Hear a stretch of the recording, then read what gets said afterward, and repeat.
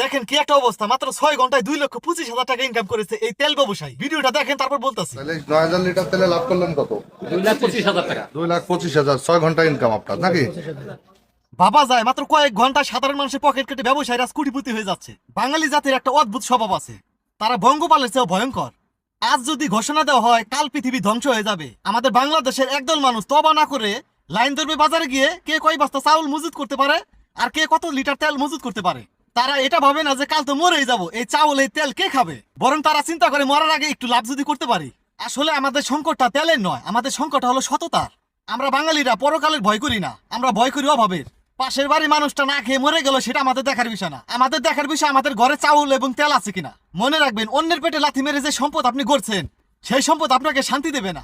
এই রাগ খুশি মানসিকতা যদি আমরা না বদলাই তাহলে একদিন আমাদের কাছে ঠিকই সম্পদ থাকবে কিন্তু খাওয়ার মানুষ থাকবে না।